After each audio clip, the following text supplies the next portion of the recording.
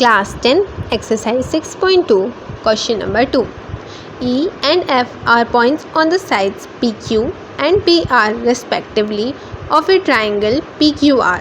For each of the following cases, state whether EF parallel to QR.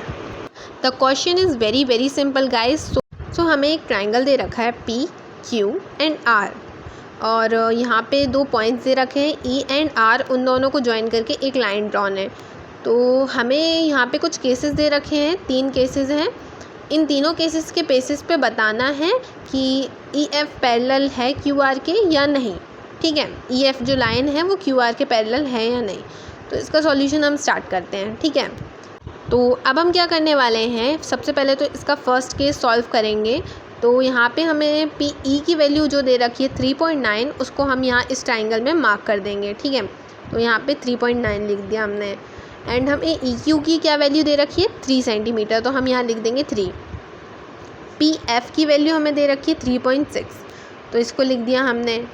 And FR की value क्या दे रखी है हमें 2.4, तो उसको भी लिख देंगे हम। अब हम क्या करने वाले हैं, ये जो दो साइड्स हैं इनके रेशियोज़ निकालते हैं। ठीक है, तो सबसे पहले तो हम यहाँ लिख देंगे PE अपॉन EQ। तो PE अपॉन EQ का क्या रेशियो निकलने वाला है 3.9 अपॉन में 3। इसको सॉल्व करेंगे हम सबसे पहले तो न्यूमरेटर में से अगर हमें डेसिमल हटाना है तो हम डिनोमिनेटर में एक 0 बढ़ा देते हैं। अब इसे सॉल्व करेंगे तो इन दोनों को कैंसिल आउट करने पे हमें क्या मिल जाएगा 1.3 अपॉन में 1। ये इसका रेशियो हो जाएगा। PQ लाइन का रेशियो क्या हो जाएगा 1.3 अपॉन में 1। अब हम क्या करेंगे PR लाइन का रेशियो निकालेंगे, जो कि कैसे निकालेंगे PF अपॉन में FR करेंगे। ठीक है, तो PF अपॉन में FR। अब जल्दी से इनकी वैल्यूज़ रख देते हैं। PF की वैल्यू आ जाएगी 3.6 और FR की वैल्यू 2.4। ठीक है, इसको सॉल्व करेंगे, कैंसिल आउट करेंगे। तो सबसे पहले तो डेसिमल से डेसिमल कैंसिल हो जाएगा, है ना। तो ये हमारा डेसिमल कैंसिल आउट कर दिया हमने। अब 36/24 को सॉल्व करेंगे तो क्या आ जाएगा 3/2। तो दोनों लाइंस का जो रेशियो है वो क्या आ गया है अनइक्वल आ गया है। तो हम यहाँ लिखेंगे since ratio of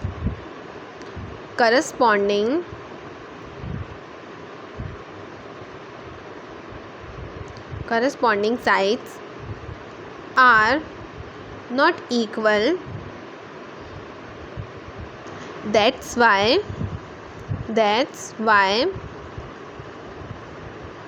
EF is not parallel to QR। ये ऐसा हम BPT के अकॉर्डिंग कह रहे हैं, क्योंकि BPT कहता है कि if the ratio of corresponding angles is equal then the lines are parallel and if it is not equal then the lines are not parallel. बस इतना सा है। अब हम बढ़ते हैं सेकेंड पार्ट की तरफ। तो सेकेंड पार्ट में हम जल्दी से वैल्यूज़ मार्क कर लेते हैं ट्राइंगल में। तो PE की क्या वैल्यू दे रखी है 4। ठीक है, QE की क्या वैल्यू दे रखी है हमें 4.5। ओके, PF की क्या वैल्यू दे रखी है 8, तो उसको लिख लेंगे।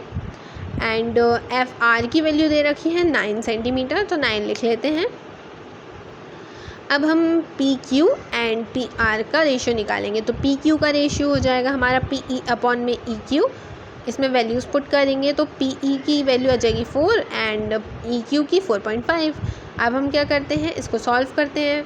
ठीक है, तो हम क्या करेंगे डिनोमिनेटर में से डेसिमल हटा के न्यूमरेटर में 0 बढ़ा देंगे। एंड 40/45 को 5 से कैंसिल करेंगे तो आ जाएगा 8/9। तो हमारा पहला रेशियो आया है 8/9। दूसरा रेशियो हम कौन सी लाइन का निकालेंगे PR लाइन का। ठीक है, तो PR का रेशियो हम निकालेंगे PF अपॉन FR से। वैल्यूज़ पुट कर देंगे दोनों की। ठीक है, ये और कैंसिल आउट नहीं हो रहा है, इसके लिए इसको यहीं छोड़ देंगे। अब आप देख सकते हैं दोनों के रेशियोज़ इक्वल हैं। दैट मीन्स कि BPT के अकॉर्डिंग पैरेलल हैं दोनों लाइन्स EF एंड QR। तो हम यहाँ लिखेंगे hence both the ratios are equal,